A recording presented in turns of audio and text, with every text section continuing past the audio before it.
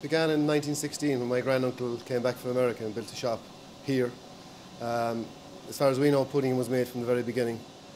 He ran that business with his wife, Ella, who was an American lady, until the 1950s. And then my mother and father took over the business. And they continued with all aspects of the business, but continued to do the black pudding as well.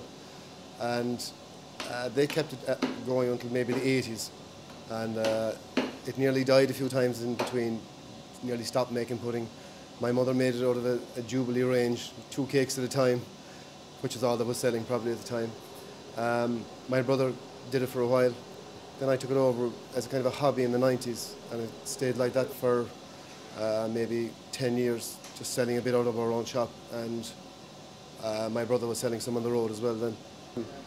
It's made in cake form, which is probably unique to West Kerry, definitely unique to Kerry anyway.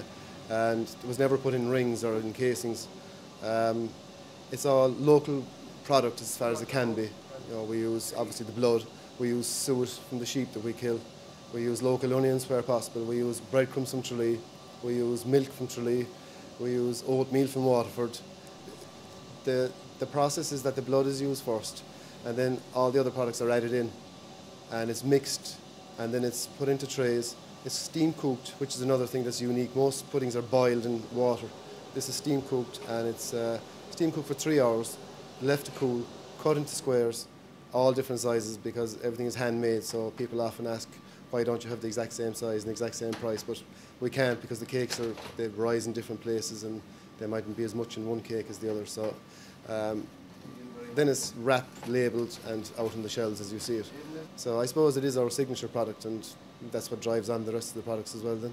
About 6 years ago then we started doing white pudding, and that was a success. Then we started doing sausages maybe about 5 years ago, and since then it's kind of grown every year. We've grown some percentage on the previous year.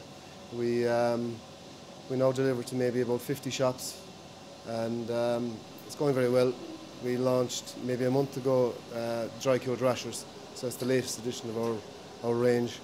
So it's, I suppose, from small beginnings and a Jubilee range, and even more primitive than that, I suppose. We've come a long way. We have the equipment now. There'll be maybe 6 of us working here between full-time and part-time. That mightn't seem an awful lot, but for a small place like Annascaul, it's great. And I think the more that people support local producers, the more employment it will create, and maybe keep more young people at home.